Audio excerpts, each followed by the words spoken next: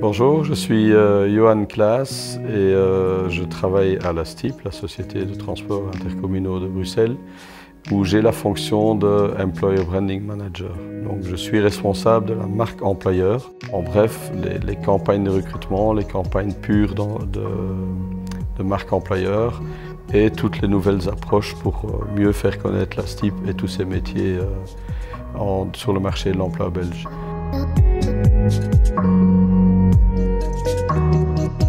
La STIP est la Société des transports intercommunaux à Bruxelles.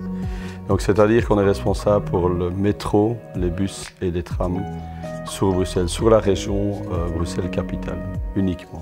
En ce qui concerne les enjeux de recrutement, disons que déjà sur les 4000 personnes qui travaillent dans la conduite, trouver des bons chauffeurs de bus ou des bons conducteurs de tram ou de métro, c'est pas toujours évident parce que là on parle plutôt de compétences comportementales, ce qui sont très difficiles à définir sur un CV. Et en dehors de ça, les enjeux, on a les plus difficiles, c'est tous les postes et les métiers techniques. Et là, on a des grands soucis pour la simple raison que, premièrement, on est dans un marché en pleine concurrence. La guerre du talent, il est bien connu. Deuxièmement, qu'il y a certaines parties du métier, par exemple les bacheliers mécaniques, où il y en a beaucoup trop peu qui sortent sur le marché chaque année. Alors, pourquoi est-ce qu'on a fait appel à Golden Bees? Avant, c'était très facile, parce qu'en Belgique, on avait 5 journaux.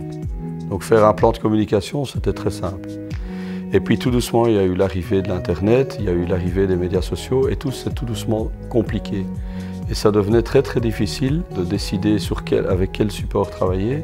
Et c'est là, à un certain moment, en rencontrant Golden Bees, qu'on a commencé à parler de la programmatique, et où on m'a expliqué que voilà, on allait plutôt essayer de chercher où étaient les gens qu'on cherchait au lieu de faire des grandes campagnes en espérant qu'ils la voient. C'était plutôt une façon beaucoup plus directe et beaucoup plus ciblée de chercher les candidats. Et c'est là justement où Golden Bees a prouvé qu'ils amenaient une valeur ajoutée en amenant la campagne chez les gens au moment où ils étaient prêts à la voir. Donc, on a eu quand même un premier succès parce que trouver des chauffeurs de bus, c'est loin d'être simple.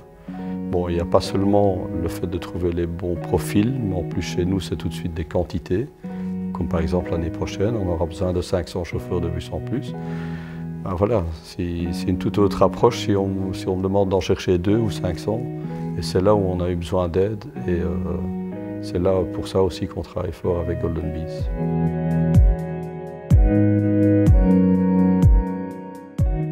Ce qui est important pour moi aussi, c'est quand même de savoir ce qui s'est passé après coup. Et non seulement pendant la campagne, on a régulièrement des pointes à date avec Golden Bees qui nous tiennent au courant de ce qui se passe, mais on a aussi accès au back-office, donc on peut suivre nous-mêmes, je veux dire pratiquement en temps réel, ce qui se passe avec notre budget. Et on a, disons, un rendez-vous tous les 3 mois où on va vraiment en détail dans le reporting pour essayer de comprendre comment on va améliorer la campagne après.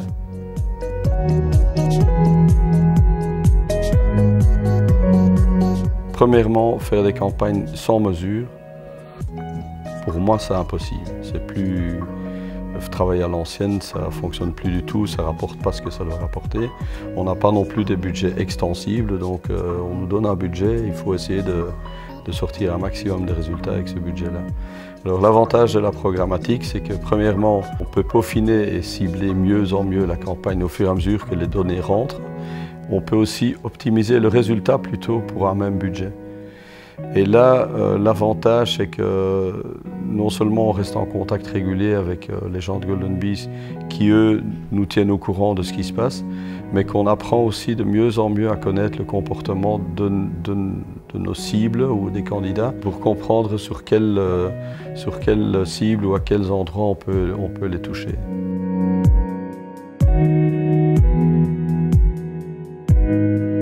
Donc pour la campagne des chauffeurs de bus, effectivement au début il faut apprendre à se connaître un petit peu, il faut apprendre à affiner les résultats, à savoir vraiment bien où on va. Mais à un certain moment on est arrivé à un taux de 93% de réussite, je dirais, parce que c'est 93% des gens qui réagissent, donc c'est quand même assez impressionnant. Et chez nous aussi, comme on mesure tout, on a vu aussi le nombre de CV qui a commencé à augmenter et ce qui a diminué un peu la pression de recherche continue de chauffeurs. Donc en dehors de ça, on a commencé à travailler sur d'autres profils. Bon, moi je teste toujours les sociétés avec qui je commence à travailler, donc comme ça marchait bien, on a lancé des campagnes plutôt ciblées profil technique.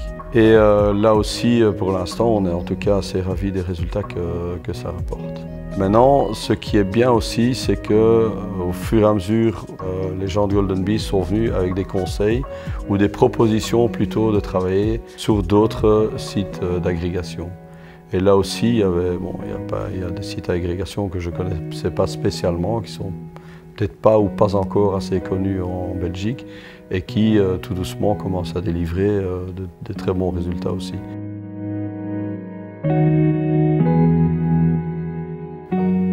Un des exemples de campagne qu'on a fait entre autres avec Golden Bees, c'est par exemple le lancement de notre nouvelle appli Simbus, qui est en fait un jeu de simulation de conduite d'un bus type dans Bruxelles. L'idée derrière, c'est bien entendu aussi de créer des nouvelles vocations, donc de faire comprendre aux gens qui n'auraient peut-être pas pensé à ce que c'est, qui n'auraient peut-être pas pensé au métier de chauffeur de bus, de se dire tiens oui pourquoi pas, et après un certain moment on s'est aussi forcément sollicité directement du jeu vers la fonction de chauffeur de bus.